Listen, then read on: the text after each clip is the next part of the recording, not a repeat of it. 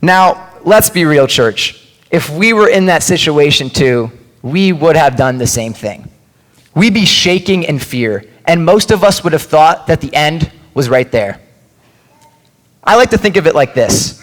It's like having Michael Jordan on your basketball team, and instead of playing him, you decide to sit him on the bench for the entire game. You just can't do that. Just like the disciples knew that Jesus had miracle-performing ability, when you know you have the best player on the team, you play him. It's as simple as that. The disciples knew that Jesus could perform these miracles and that they could help him in this situation. So they went straight to the source. Then Jesus rose out of his sleep and rebuked the wind, saying, "Peace, be still." And the wind fell, and there came a great calm. Now, two things fascinate me about Jesus' encounter with this storm. Number one, how wasn't Jesus drowsy when he awoke from this nap? I mean, I know for myself, I need about a 2 to 3 minute buffer to actually know what's going on. No, but really, the second thing that fascinates me about this is Jesus' choice of words when he rebukes the wind and the sea. He says, "Peace, be still," and then everything came to a great calm. While I was reading this, the Spirit spoke to me and said that that same principle can be applied to our lives too. In my life, I have faced a few struggles and have trekked through some storms. When I was a child, for example, I used to get very upset when I did not get the things that I wanted.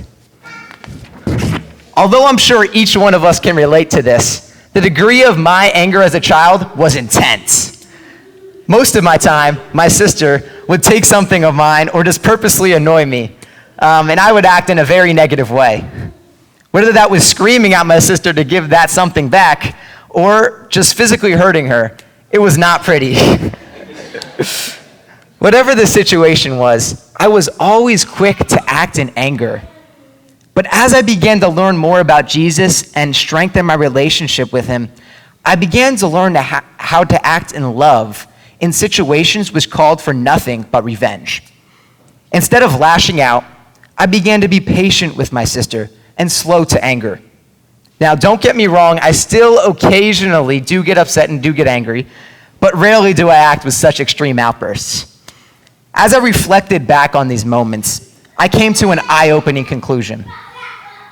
Every time I acted in anger, it reflected the amount of fear that was within me. Just like the disciples acted in fear in the boat in the middle of the storm, I too acted in fear when I became afraid of losing something precious to me, which is probably a bar of candy or some sort.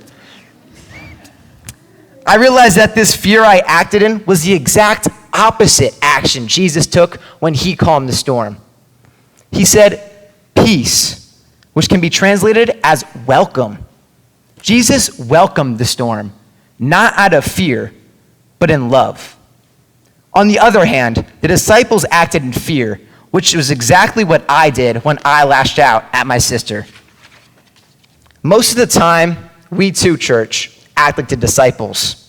It is truly not easy to act in love when we are facing our storms. But I believe that we can do it. If I can do it. If I can act in love when my primary instinct was to act in fear and anger and lash out at my sister, then you too, church, each and every one of you, can surely act in love in any storm that you are facing. All of you today are facing a storm. Everybody struggles. You may be upset about your self-control or a habit that you just can't seem to break, no matter how hard you try. But Jesus says to you, "Peace, be still. Cast your cares and your worries on me." You may be battling depression or anxiety that just won't quit. But again, Jesus says to you, "Peace, be still. I am with you." Maybe you are upset about school or your current job situation or financial standing. But Jesus says to you, "Peace, be still." When Jesus said, "Peace, be still," everything immediately fell and came to a great calm. To you, welcoming the storm that you are facing, maybe forgiving your friend or a relative that has hurt you again and again. It may be loving the bully who oppresses you, or it may even be finding shelter in a seemingly hopeless situation. To do these things force you to act in love, which is exactly what Jesus did when he calmed the storm. Jesus wants to give each and every one of you peace today. He says, be still, meaning forget about the chaos that you are currently facing and rest in me, for I am God. When you do this, you will find that everything becomes calm, and you start to focus on the things that truly do matter. So after Jesus rebuked the winds and calmed the storm, he turned to his disciples and said, "Why are ye so fearful? You lack faith." And of course, the disciples were in awe of what Jesus just did. Their jaws dropped. Now keep in mind, this is the first time that Jesus has shown his storm-stopping ability to his disciples. So they were scared and they were fearful. They began talking to one another, saying, "Who is this man that even the wind and the sea obey him?"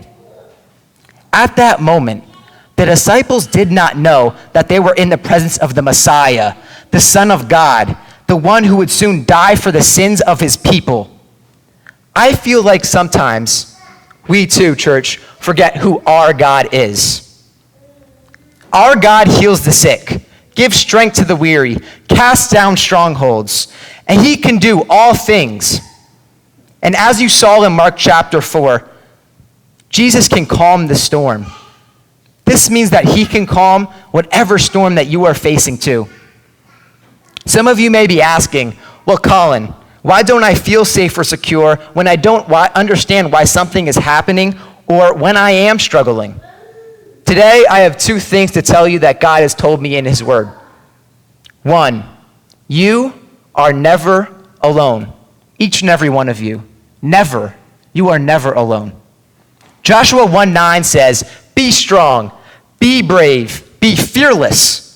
You are never alone. Secondly, meditate on the things that are true, the truths that God has promised to each and every one of you. In him, through Jesus Christ, there is forgiveness. He offers grace to everybody.